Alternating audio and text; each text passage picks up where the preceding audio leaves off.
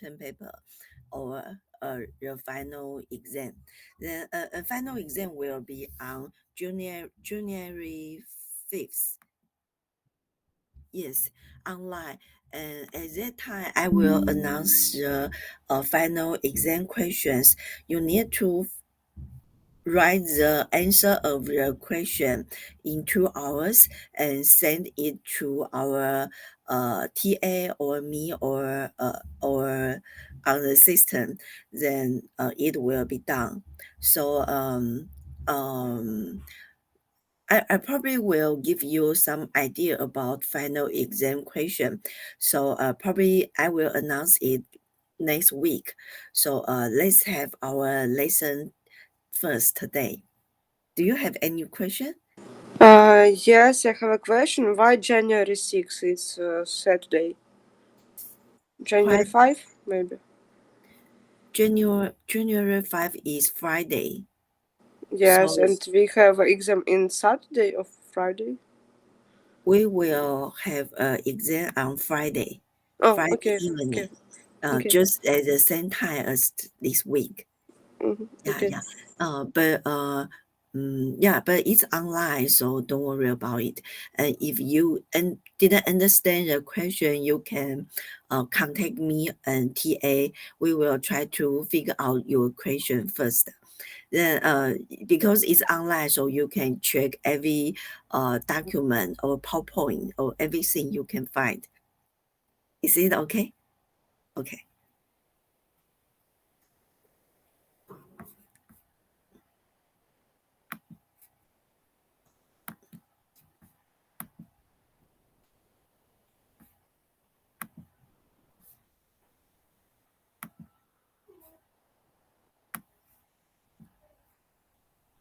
Good evening. And okay, let me get this full screen. Okay, good. We're ready to get started. Well, thank you very much for being here again. And this is our second to last time that we're together. And I think you'll appreciate tonight's understanding. It's called a facilitating change, a helping model. And the interesting thing about this particular lecture is I think you will see how you can incorporate what we've been talking about already this semester and be very helpful in learning how to facilitate change in yourself or others that you work with, family members, or whatever it might be. Because indeed, change is something that has to occur in our lifespan. We may think that we're doing pretty good right now. We don't have too many things to change, but I pretty much guarantee you that you'll have some life challenges, many of not even of your making, but will require you to understand how you can change. Um, Most of the courses I teach in a full semester, I have the students do a personal change project. And basically, what that entails is thinking deeply about something they want to change within themselves, their motivation for doing so. And they have to write all this out and submit it by the second week of the semester.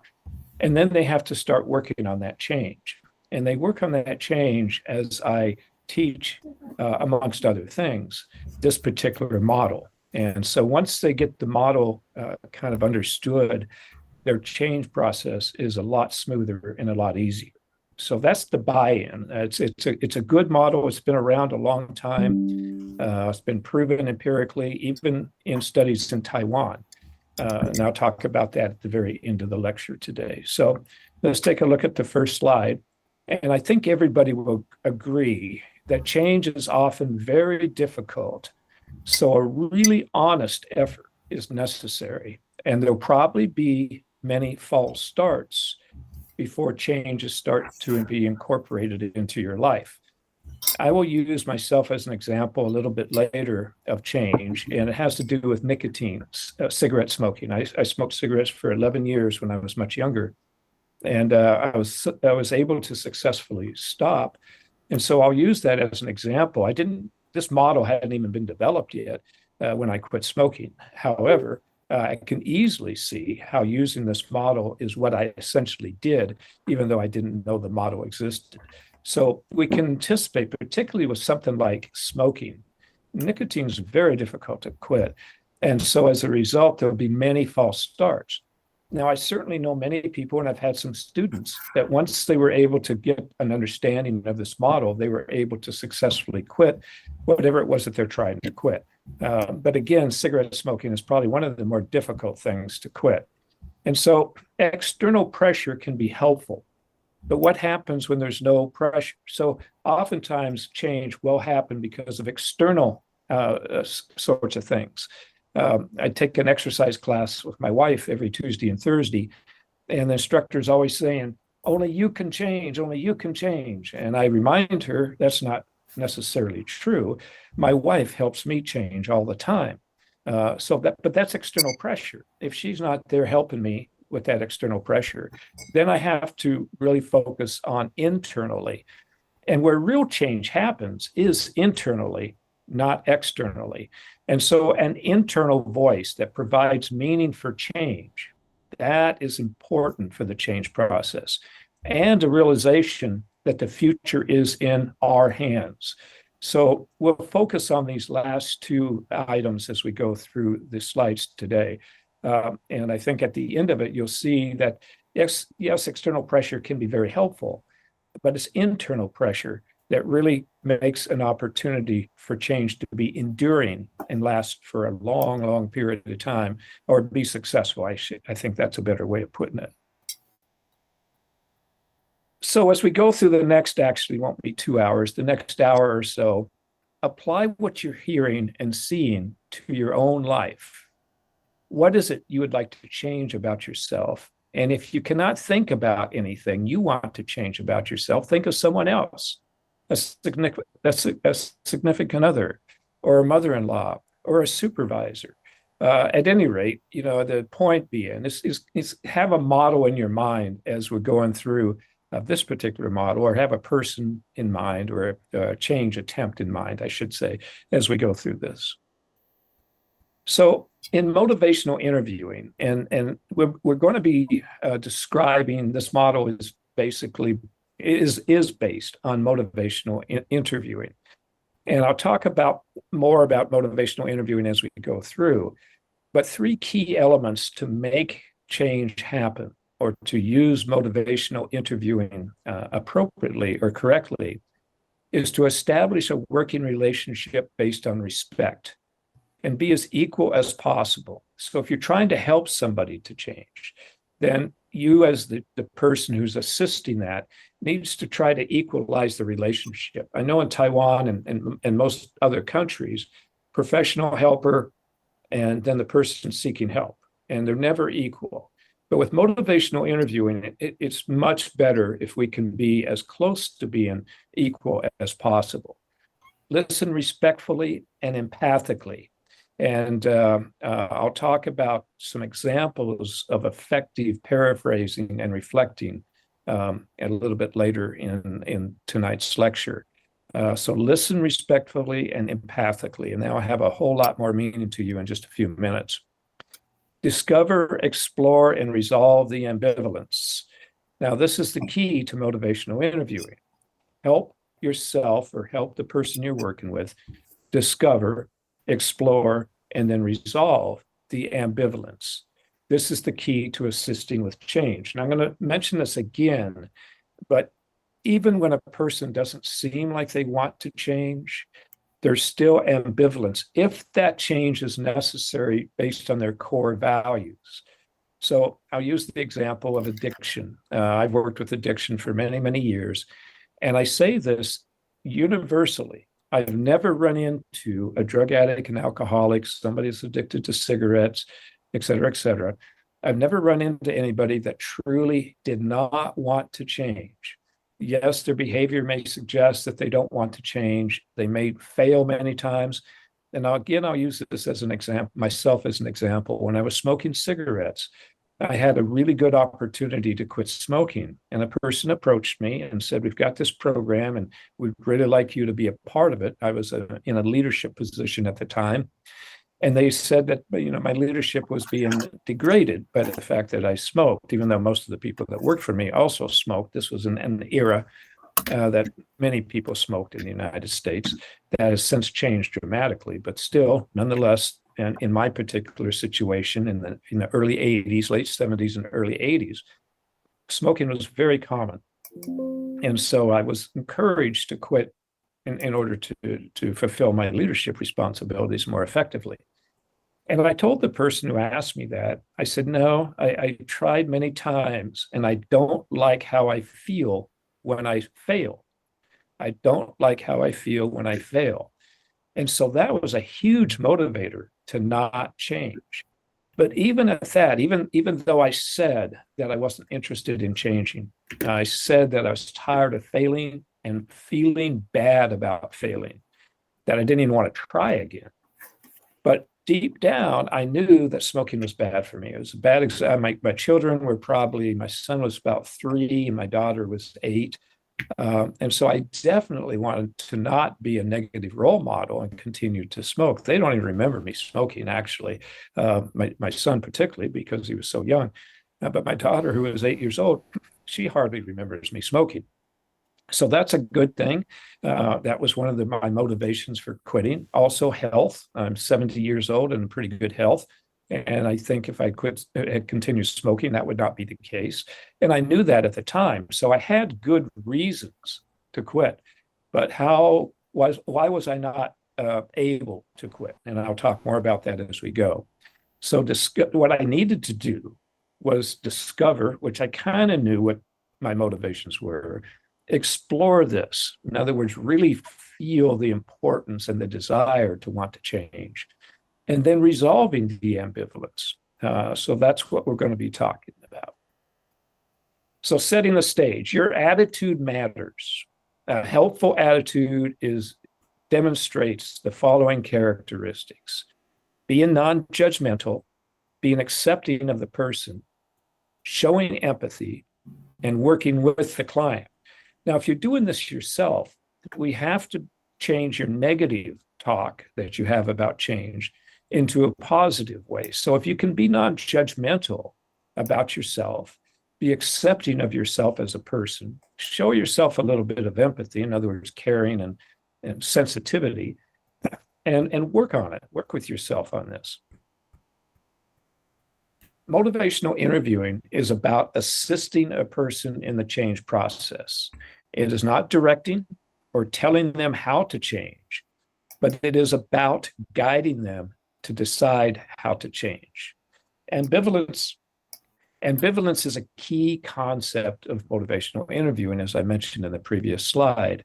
So if we're busy trying to tell a person they need to change and this is how to change and we probably won't be very effective.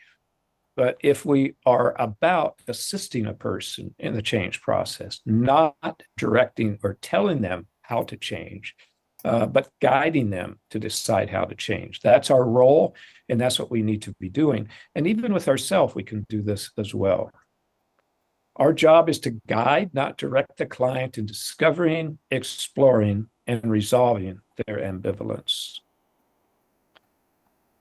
Good listening is fundamental to motivational interviewing.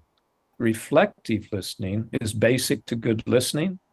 Once you learn reflective listening, you will have an invaluable gift to give those with whom you come into contact, like your spouse or your girlfriend, boyfriend, or your coworker, etc. The more you practice this, the better you'll be in life and doing motivational interviewing. So this basic skill of reflective listening is if you can learn to be a good reflective listener, then your life will probably be a lot easier because you'll be able to see perspective, you'll be able to understand and not react when something is said. You'll just be more present with the other person when you learn how to do this. Sometimes this is called the language of respect. And it's kind of a counseling sort of strategy and term. And we'll talk more about how we do this in just a couple slides. Reflective listening is a logical guess as to what the client means in addition to what they've said. So before we do the example, think about it this way. Whenever you're having an interaction with another person, there's what they tell you, but then there's a depth and an importance behind what they said. And so I use the example or use the phrase, the story behind the story. So be thinking about that. What's the story behind the story? And so that's where the logical guess comes in.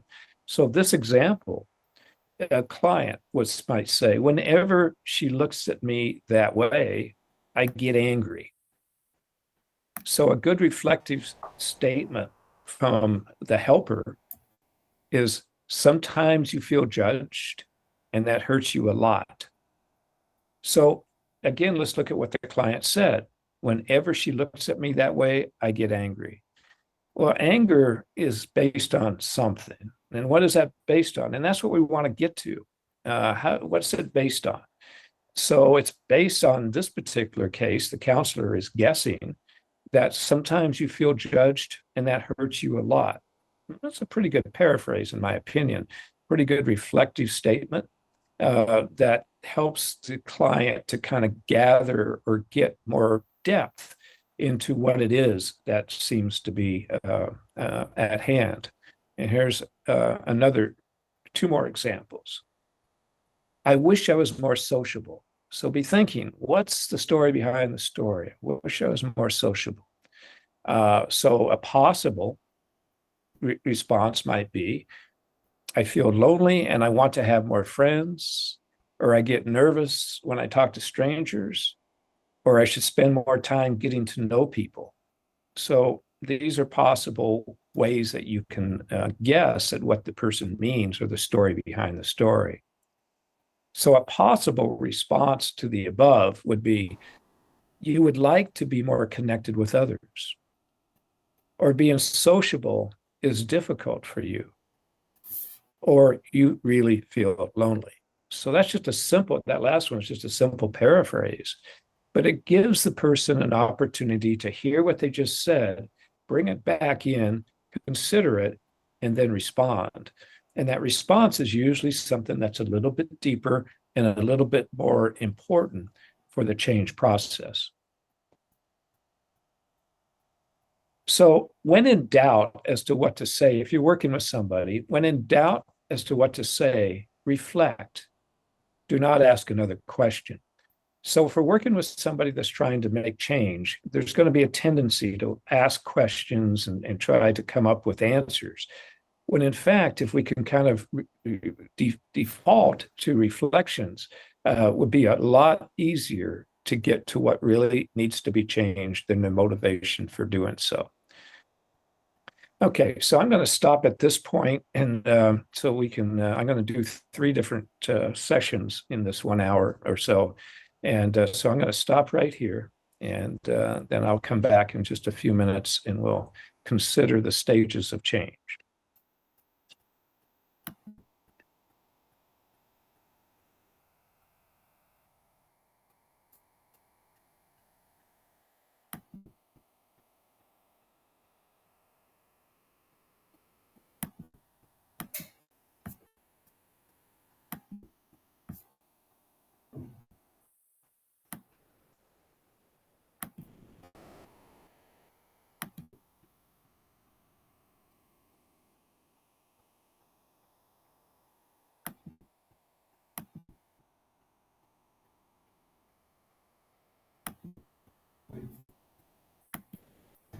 Okay, welcome back.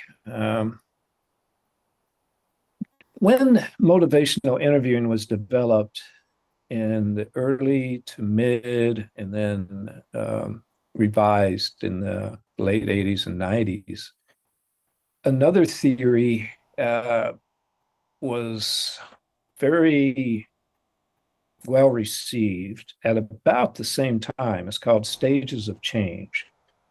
And so oftentimes we use stages of change simultaneously. with motivational interviewing. And so I'm going to go through this slide. It's a very simplistic view and a simplistic way of looking at it. Again, it's been well researched, literally thousands of studies have occurred on the stages of change, and they're pretty valid. This is how most people change. So what this does is give us a tool to assess readiness to change, either in ourselves or the person or the people that we're working with. So the first stage is called pre-contemplation. And in this stage, the person simply is not ready for change. And so that suggests certain things that we need to do to help the person to get ready. And there are certainly some people that are in the pre-contemplation stage when they are, quote unquote, wanting to change. And helping them to understand that what stage they're in, and what, particularly for you as the person that's helping. And when you think about yourself, how ready are you to change? If you're not ready, then you're in the pre-contemplation stage. Now, the contemplation stage is where most people are when they start the change process. They're aware of a need for change, but they don't know how to go about doing that, number one. And they might be a little vacillating back and forth in terms of their motivation for change. But they are aware of a need for change. A lot of false starts in this stage.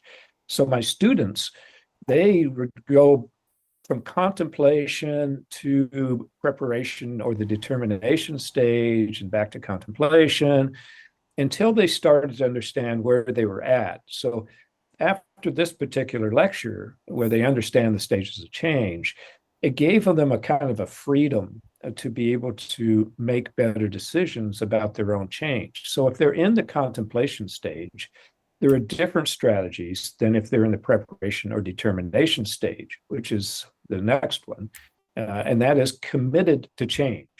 So after I quit smoking, I would probably say that the first 2 years were pretty difficult, but I was committed to change. So I would say I was in the preparation or determination stage for me with nicotine for about 2 years.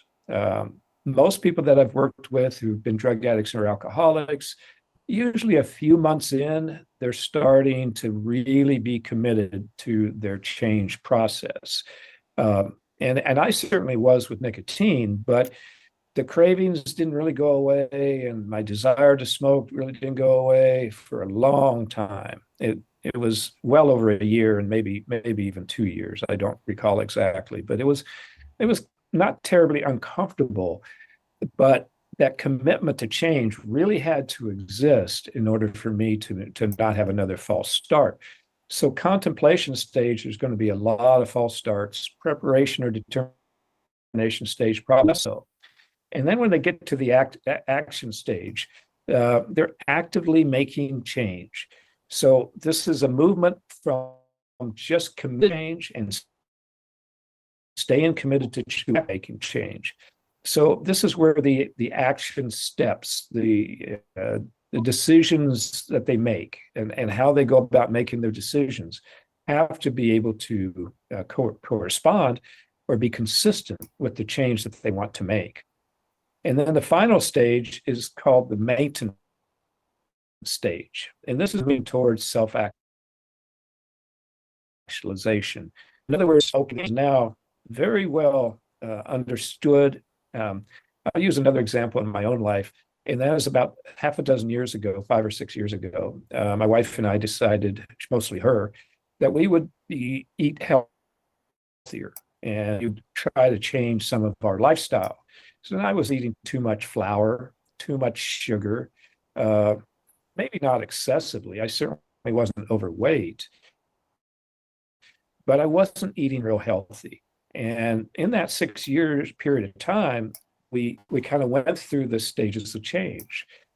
I was ready for the change. I was committed to the change, actively making the change, and now it's just very natural for us to make healthy choices. It's not that we don't have sugar once in a while. We certainly do, but only once in a while, which is a lot different than all the time. So in the maintenance stage, we're moving towards self-actualization, which now we've added on so many different facets, not just eating healthy, but also just lifestyle in general. A great example of this is exercise. My wife started before I did in this water exercise class, and she really liked it, which I was really happy that she liked it. Because if you like something like an exercise class, you're going to stay with it. Well, she's been doing it for over a year and a half, maybe 2 years, and I've been doing it for a year and a half myself. And we see changes in our body, our muscle tone, et cetera, and that's really, really good. And that again is based on the decision to have a healthier lifestyle. We focused on eating originally. Now we're focusing more on exercise and stress management and things of that nature. So that's what the maintenance stage will allow you to do, is to get a broader perspective of who you are in the world and how you want to be. Now, the relapse stage, in some of the literature, the relapse stage is not included as a stage, but I think it should be. And so I tend to teach relapse as a stage. But if you look up stages of change, you may not see relapse as part of that. But in fact, oftentimes it's presented the way I'm presenting it right now, with relapse as a part of the change. Now, what does relapse mean? It means going back, basically. And so where do you go back to? Well, let's say your person's in the preparation or determination stage, they're committed to change, but they over time start making decisions or doing things that puts them in jeopardy of going back to what they've been trying to change. And so where do they go back to? Now, if they're aware of the need for change, then it's just simply back to the contemplation stage, and you start working from there. But relapse can happen at any stage, and it can be very positive. And I would say with addiction particularly, that there's a lot of learning that takes place when a person does have a relapse. But that's the key. What did they learn, and how can they do things differently? And if we're helping a person, then we help them. Okay, this sounds to me like you want to really do want to change. So you aware of the need for change. Now, how committed do you want to be? How committed can you be? How committed can you be differently as opposed to when you relapsed? Now, certainly relapse can happen in the action stage, but that's a little bit more uncommon. So even if ambivalence is not obvious or easily articulated, it does exist. And so that's kind of a takeaway point from tonight's lecture, is that when change is indicated, either by, let's use another example, a person goes to the doctor and their blood pressure is not right. And the doctor says, well, we can do medication, but these are the side effects of medication, or you can try to control it on your own with lifestyle. So that's a pretty good motivation to move from the first stage, pre-contemplation, to the second stage, contemplation.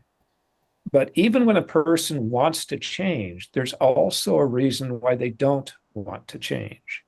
And that's the ambivalence that happens. So on the one hand, my blood pressure's high. I'd like to lower it without medication.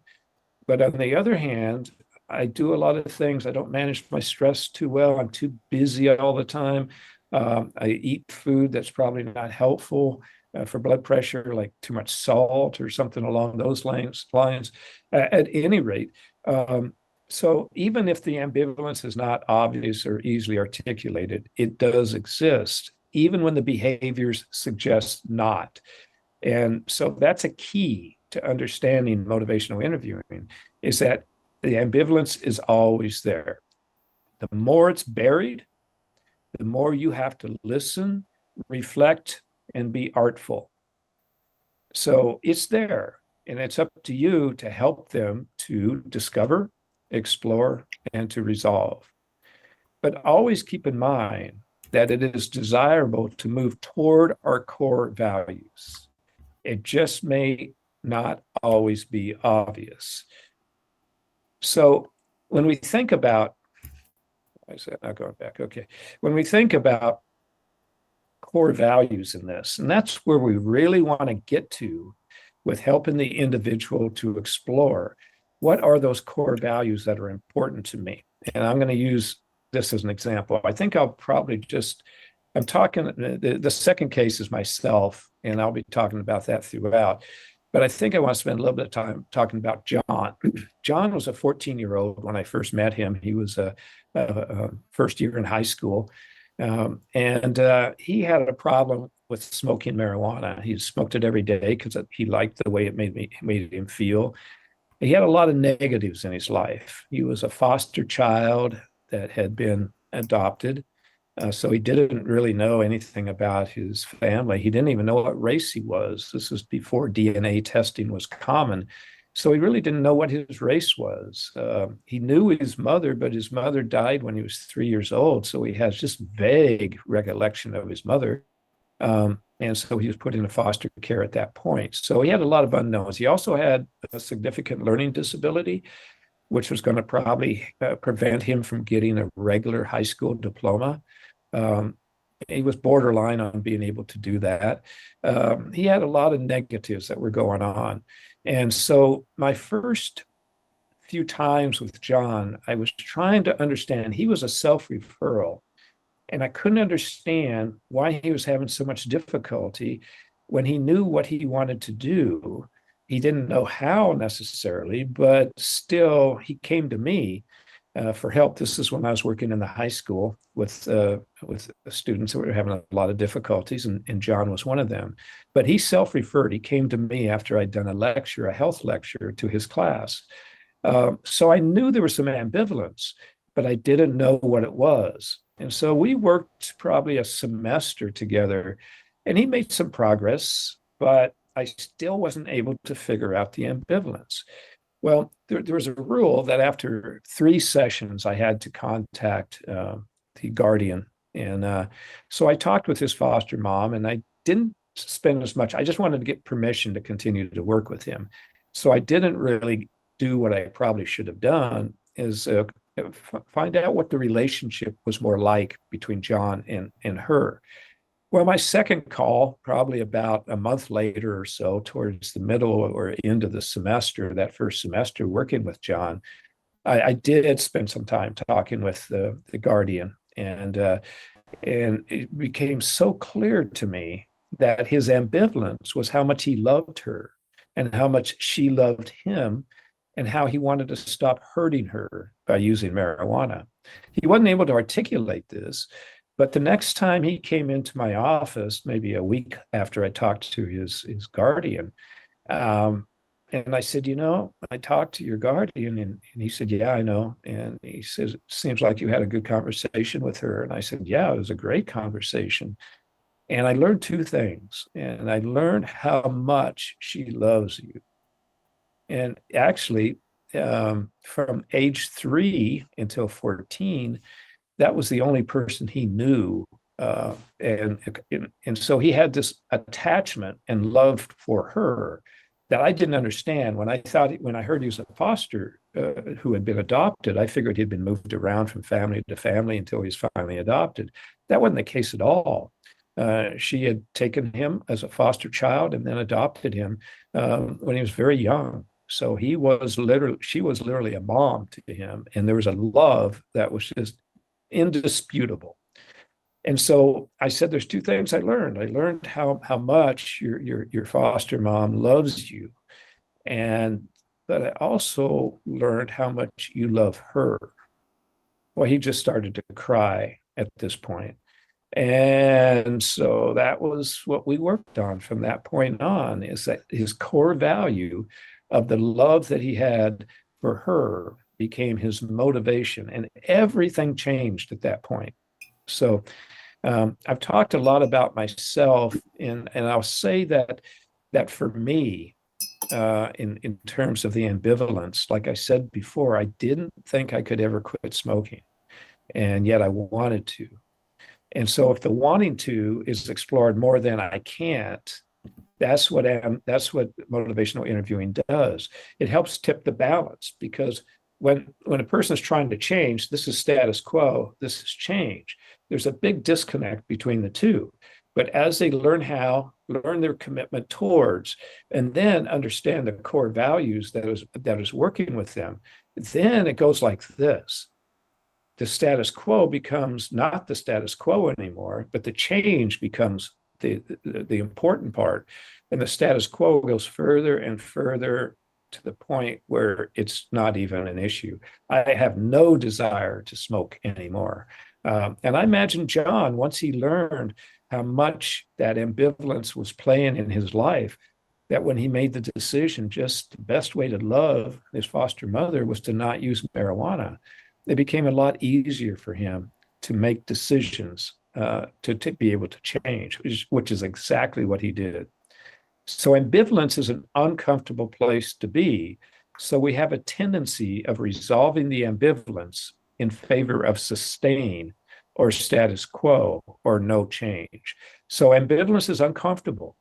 And until we kind of gain some ways of understanding what it is we want to change, it's going to be that ambivalence is going to be very uncomfortable.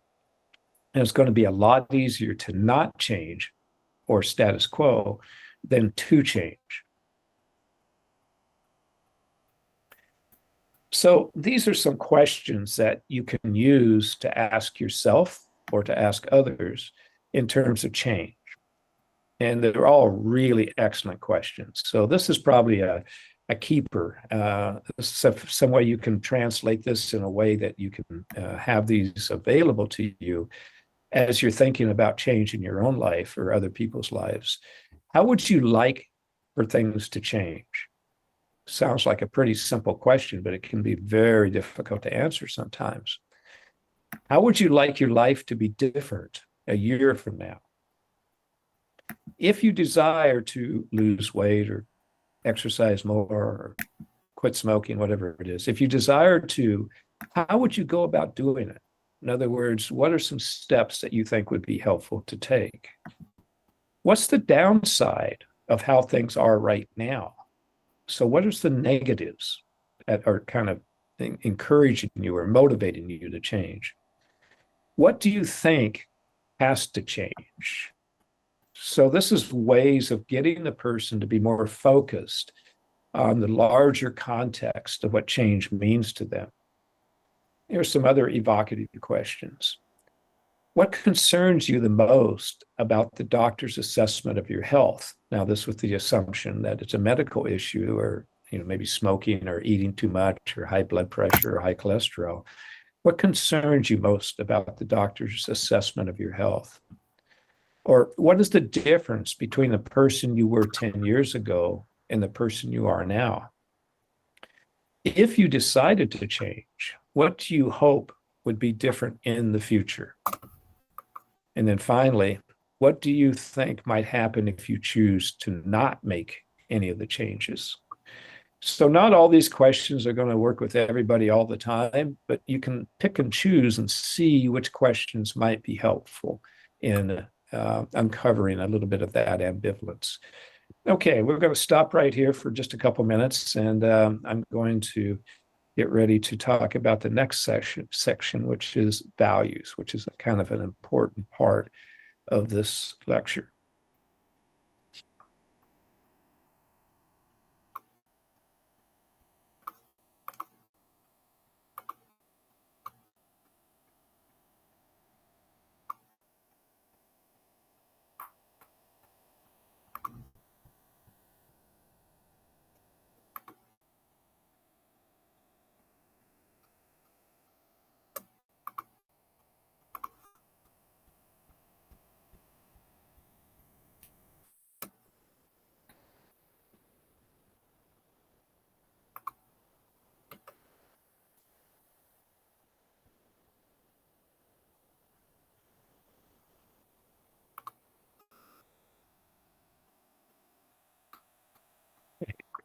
And we're back in just a second.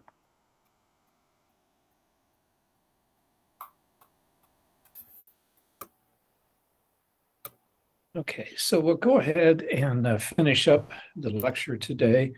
And it's on a very important aspect of motivational interviewing, and that is the concept or the idea of values. So you've heard me talk about in the first section and the second section how if a person can know what their core values are and operate from their core values, then the change process becomes a lot clearer and it becomes a path towards what they need to do. So a very important aspect of change is helping a person, helping yourself, know what your core values are, and then comparing your core values to the behavior that you want to change.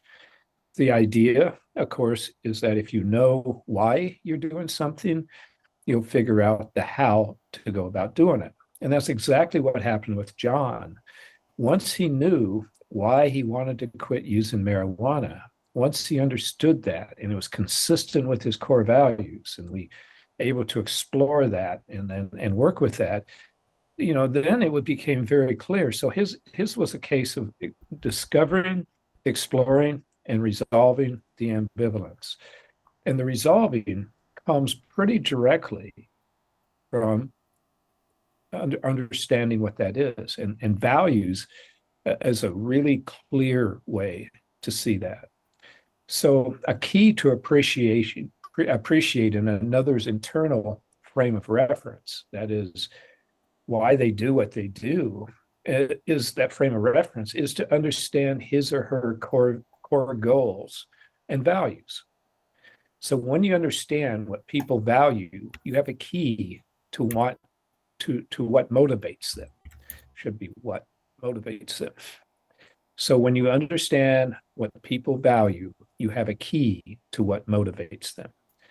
Understanding, and this includes yourself, if you have that clarity, then you know what's motivating you. Is it money?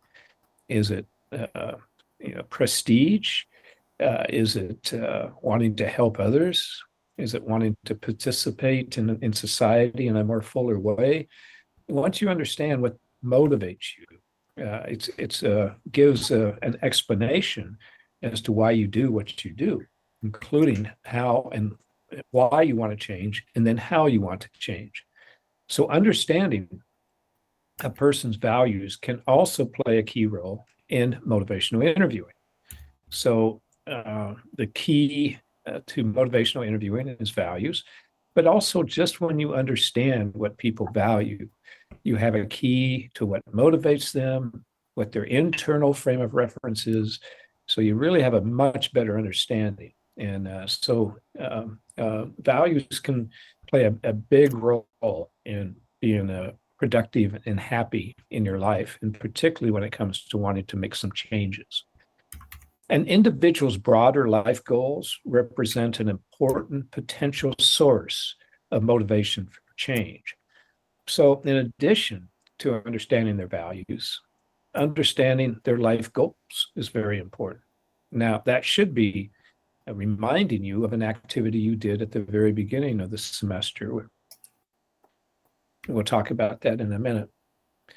And so this concept of self-actualization involves moving toward one's natural, ideal, mature state, or what's often referred to as telos, T-E-L-O-S, a nice word to add to your vocabulary. So how are values assessed? Okay, so the simplest way, and I think the most accurate way, is a card sort. And so what I have there is an active link. Well, it's not active on here, but if you use that www.guilford.com, you'll see a pretty good card sort. Now I'm going to send you one as well, and that will happen early next week that you'll receive it. But I'm just saying that if you want to look at it ahead of time and or you want to use it in the future, it's in the public domain, and it's good to use, but it's in English. But what I'll be sending you is a translation. Unfortunately, I'm having a hard time structuring it, and I wanted to have it ready earlier this week, but it looks like it won't be until this weekend, the day before Christmas, that I'll be able to actually get it sent out to your instructor, and she will distribute that to you. So one way is to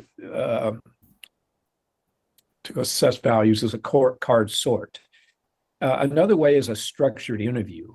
And part of that structured interview can be the meaning-making exercise that you did earlier in the semester. So in terms of the meaning-making exercise, you know all this because you did it. But again, this is written down. It's very nicely here, and we'll just briefly go over it. As you ask your client to write out some thoughts that answers the following question: what does living a life that matters mean to you? Then ask them to write 3 short-term goals, 3 middle-term goals, and 3 long-term goals that support living a life that matters. Short-term goals are goals that can be achieved in less than a year. Middle-term goals are goals that can be achieved in 1 to 5 years, and long-term goals are just goals that are life goals that may not be achieved in a lifetime, but they're goals that you want to try to achieve, and certainly they're going to take more than just a few years. A values interview explores the person's core goals, why they are important, and how they are expressed. A related topic is integrity. To live with integrity is to behave in a manner that is consistent with and fulfills one's core values. So there's a lot of benefit in understanding what your core values are. You probably kind of know what they are already. If I ask you what they were and ask you to respond with maybe 500 words as to what your core values are, I think you'd be able to come very close to actually knowing what those values are and how that's related to how you live your life, how you make change, but also how you live with integrity. And so there's a lot of benefits to doing this, and helping others do it and helping yourself to do it. Discrepancy between current behavior and a core value can be a powerful motivator for change when explored in a safe and supportive atmosphere. Becoming a non-smoker is an example. And I talked about myself, but this is an example that's used in the motivational interviewing literature. This is a true story about a father who was going to pick up his children at the library. And a thunderstorm happened. It was raining really hard. The library was closed, and the children were trying to stay dry as best they could, but it was really difficult because the rain was coming down so hard. And yet, as the father saw his children getting soaking wet, he was out of cigarettes and he had to get cigarettes. So he went to get cigarettes before he came to pick up his children. He knew how deplorable, how negative, how that was an example of a very bad father. And that bothered him so much. That was the last pack of cigarettes that he ever bought, because he could clearly see the discrepancy between his current behavior and his core values. And for a lot of people that are able to quit addiction, that's exactly what happens for them. They can see this clearly, the discrepancy between their current behavior, the addictive behavior, and a core value or core values that they have. So let me go back to this just for a couple more minutes. As I mentioned, I will be forwarding on Saturday, and you'll probably have access to it. It'll be forwarded to you early next week. Is a card sort or an example of doing a values exercise. I was going to have that as a graded assignment, but I decided to just basically, if you do it, you'll get credit. If you don't do it, it won't be held against you. In other words, it's kind of like, I don't know if you do it here in Taiwan or not, but it's kind of an extra credit question. It will help us to grade you in a way that give you credit for the effort to do the values sort. It shouldn't take you more than a couple hours, if that. But it is something that you'll want to do for your own benefit. And I do apologize for not getting it to you earlier. But the compromise for me is then just to have that to be part of your exam as opposed to a full-blown exercise, since we're running out of time in the semester. So you'll have 3 questions on your final exam. One of them is a thinking question.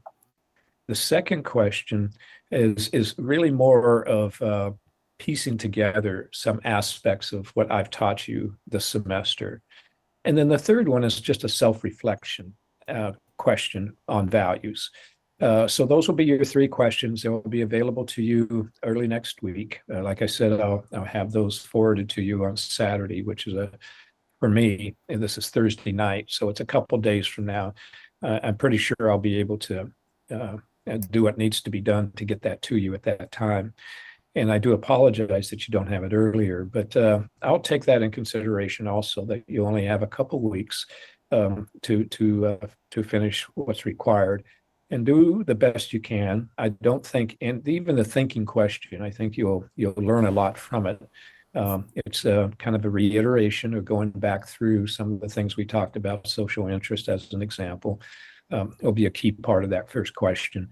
But at any rate, I think you'll find it to be fair, and I think you'll find it to be not particularly difficult, but also very helpful in finishing the course successfully.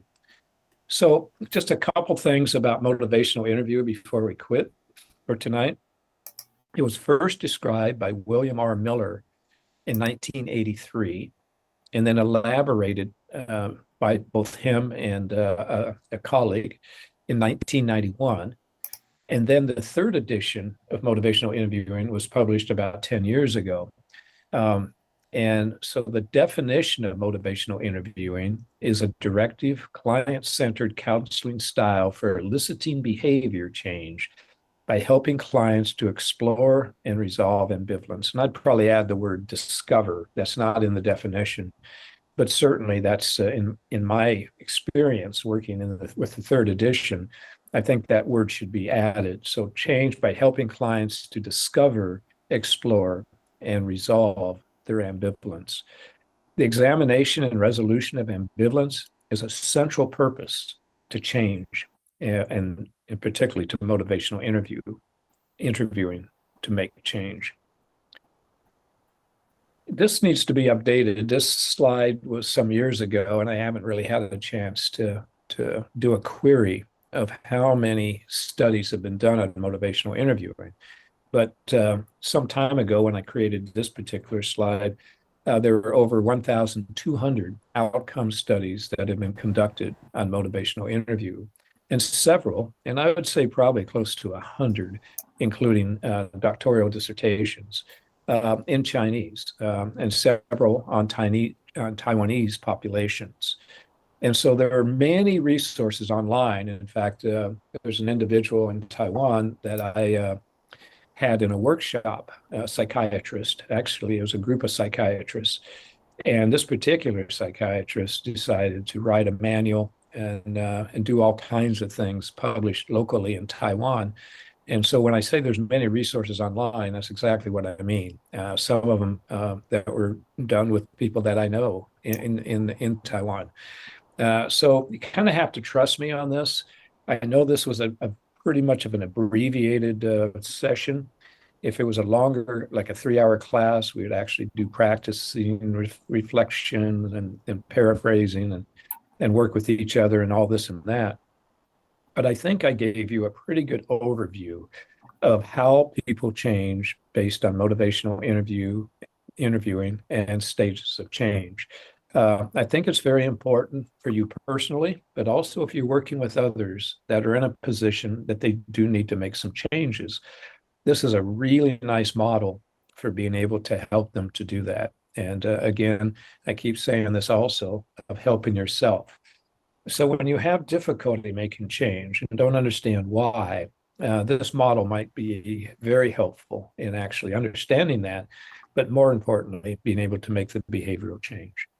Okay, well, that's all I have for tonight. I'll see you next week, and we'll be doing a nice wrap up of the course, including a nice presentation on awe and flow. Flow is the positive psychology term. They're somewhat related. The two topics are somewhat related, or very related, actually, and some overlap. But I'll be talking about that in addition to thinking about how to be successful in incorporating the information that I've given you so far in this particular class. So thank you very much, and we'll see you next week.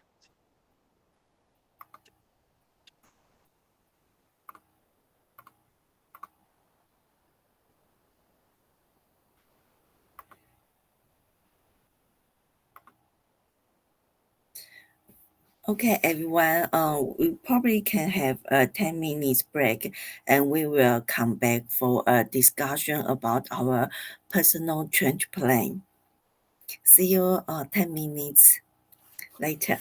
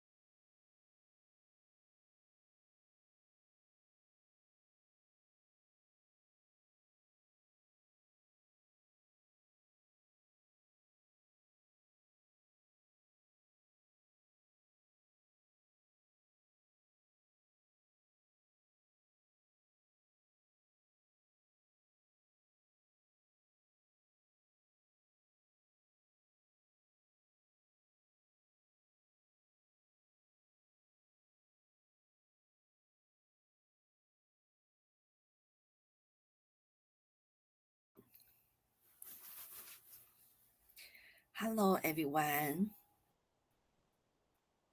Uh, Now we are going to have a brief discussion about your personal change plan. Uh, in order to have our final exam, we should go through this process. So, would you like to tell me something about your personal change plan? If you have already begun, then you can probably you can tell us more. But if you are still doing it, you can just tell me some of this question.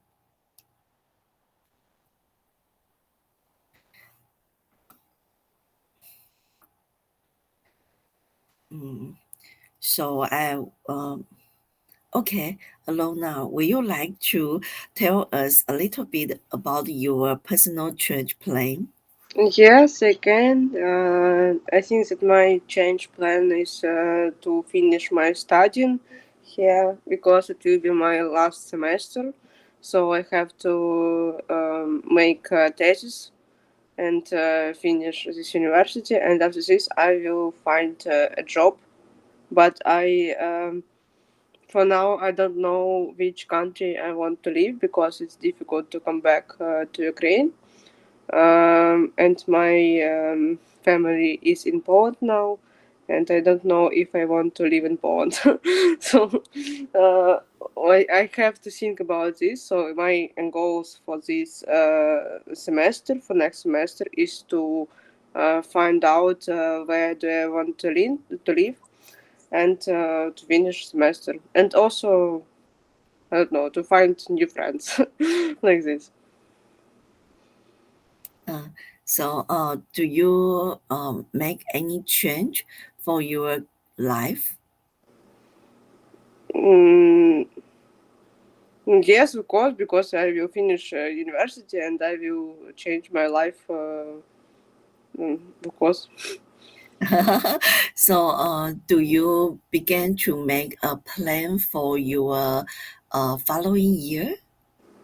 Yes, of course, because I said you that I'm thinking now about which country I want to live and which profession I want to do, because I'm lawyer and I have to find a new job there. Oh, but it's already December, so almost time to get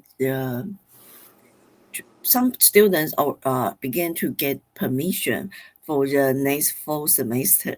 So you need to hurry up to submit your application, something like that.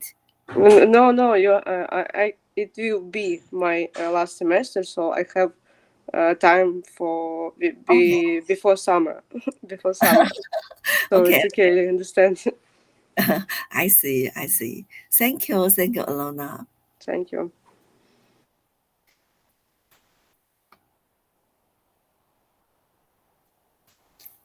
And mm, we have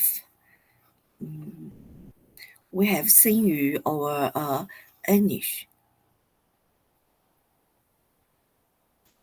Yes, I can share. My plan is also similar to Alona, but this is for me. This is my last semester, and I plan to finish my masters this semester. And after that, I have to look for um, any job or things to do. But for now, my main focus is to complete my master's degree and complete my thesis. Oh, so do you think anything that you need to change? Changing is I made some changes like few months ago, like a month ago. A month ago, I was studying Chinese language and also doing my master's degree. But uh, while doing this thing, it was difficult to work on my thesis paper. So I dropped my Chinese language and I fully focused on my thesis paper. Yeah, Mm. and I stopped going to some events or programs because I want to focus on my thesis and complete it. Mm. So what kind of change you have made? Um, I stopped diverging my time into different places. I bring every focus on one thing. Okay, you want to focus on only one thing? Yeah. Uh, um, what action do you do to, I mean, what, uh, do you think learning two things is not good, or why you need to make this change? Because Chinese language was taking a lot of time from me. I had to go class for 3 hours per day and spend 2 extra hours to do my homeworks and practices. So that was too much of time for me. Okay, okay. When we think about something that we need to change, probably we want to develop a good habits, or probably we need uh, we have something bad, some bad behavior, some bad habits. We want to modify ourselves, modify our behavior. Then it will be a good change plan. But our life is always change. So there are always some change happen in our life. But however, to you have your personal value and life purpose. So your change plan should be focused on help you become a better person, or develop a good habit, or change a bad habit, something like that. Maintain your health or well-being. But however, there are a lot of things keep changing in our life.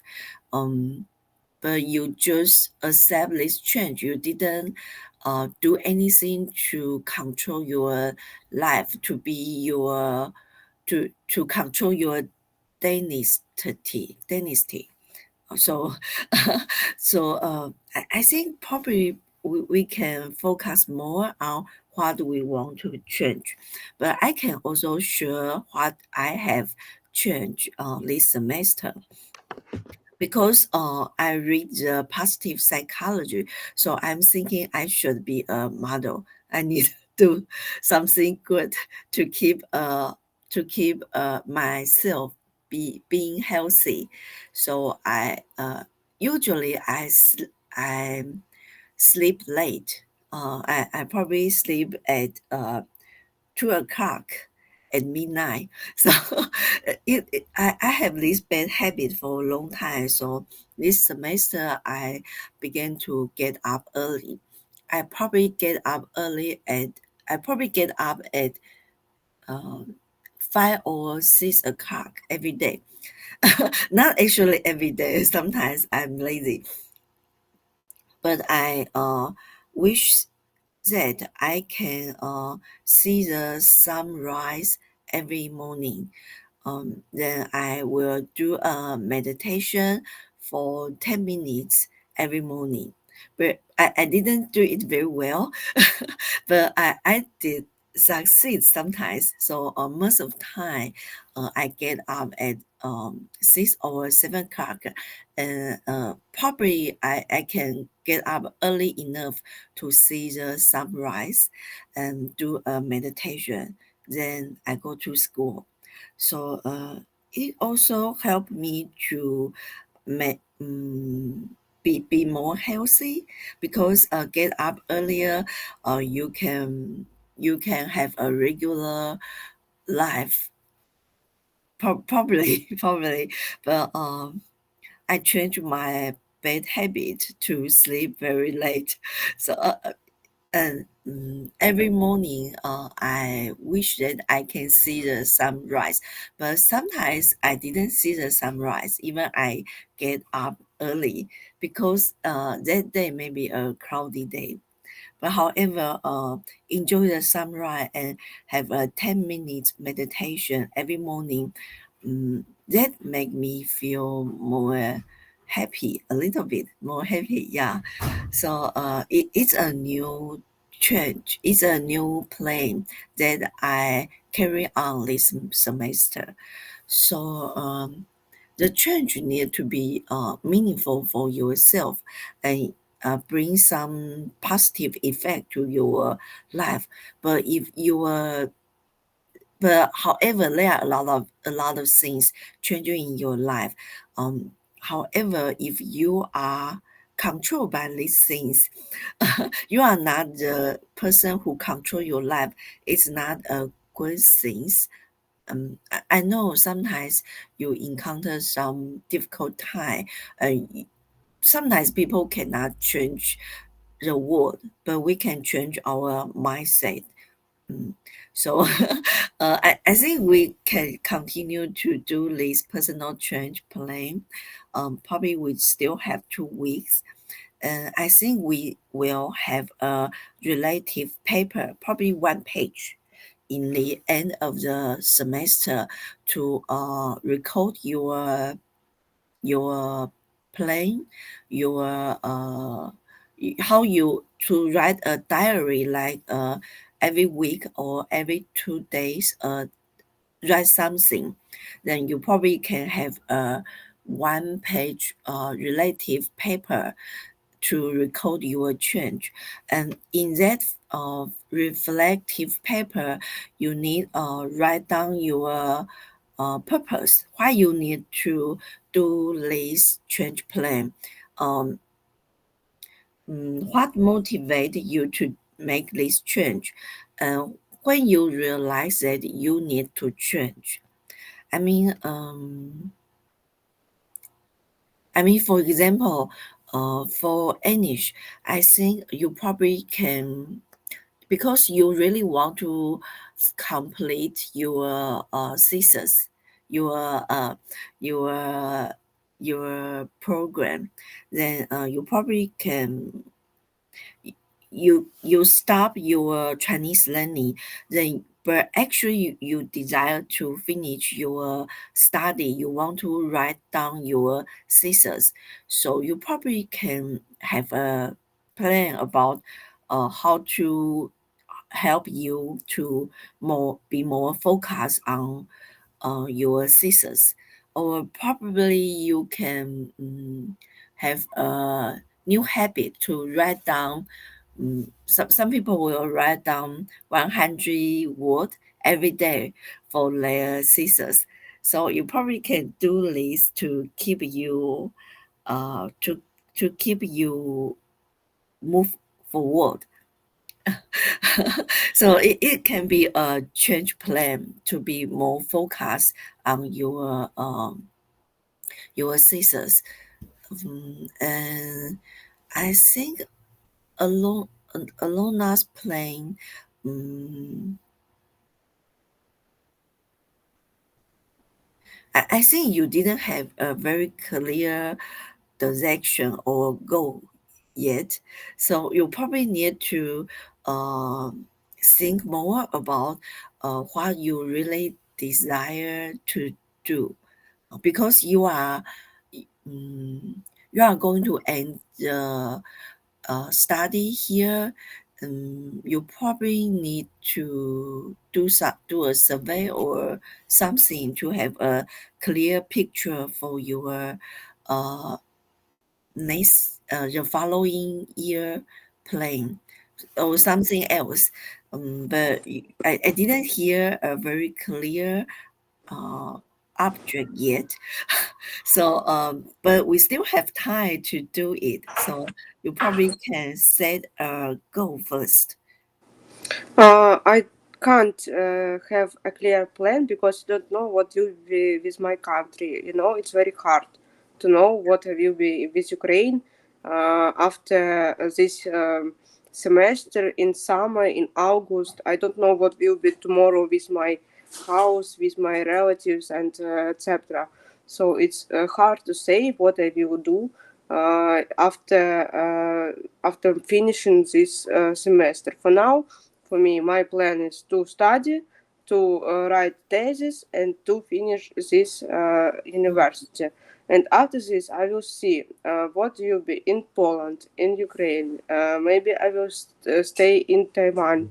And what is my desire? What is my desire and my goal? I want to come back to Ukraine and have a career there. Yes, and I want to come back to home and have a career and be a lawyer, and it will be easy for me, easy way.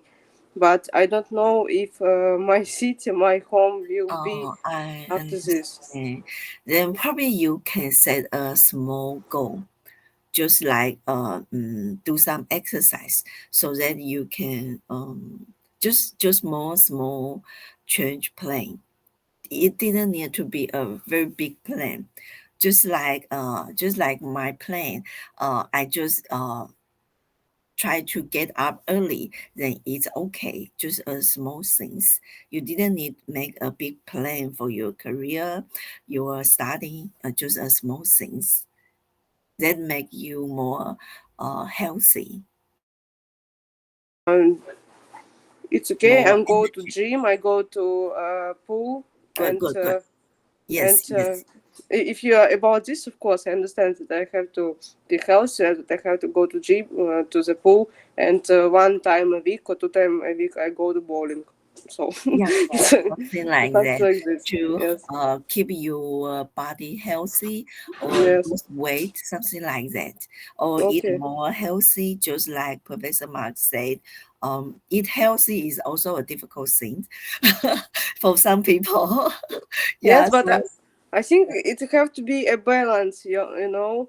So just one day a week you go to bar, or one day or two of 2 week, and 3 day a week you go to the gym. You have to you need the balance. You can't always do only good yeah, things. you cannot always eat healthy food. You sometimes need some beer. So Might need sometimes, some yes, why not? party. Yeah, Why but not? you just try to do something Yes, to make you healthy, something like that. Just do a small things. You didn't need make a big plan. Don't worry about it. Then keep working, keep going. yes. Okay. Okay, okay.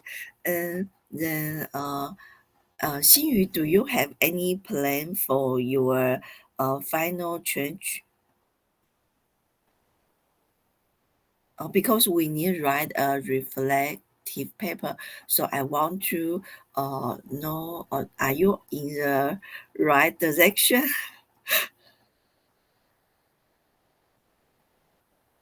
Uh, are you feel comfortable to share us, or you want to talk with me in private time?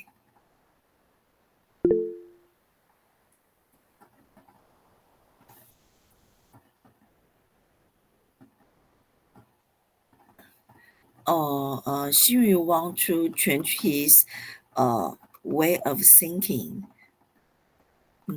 Could you talk more because it's not very clear for me.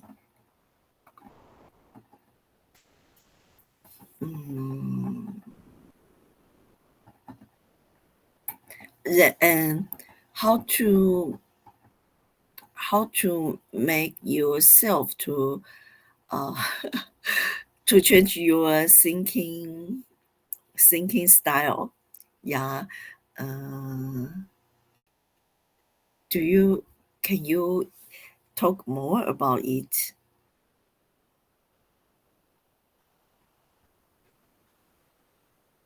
Uh, because your change plan need to be more clear, and it's easy to, if possible, it could be major. Then you know, are you on the right way? Are you moving forward? So okay, probably we can talk more in private time.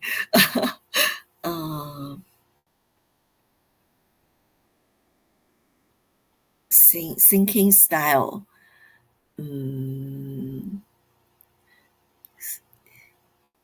Change your thinking style. It is a good thing. But you can narrow down on a specific way or direction or relationship. For example, treat your students better or treat your family better, something like that.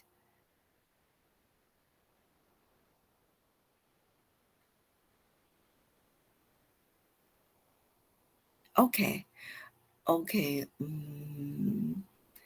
Uh, you if your plan is very big, it's probably very difficult to carry on because we just have one semester.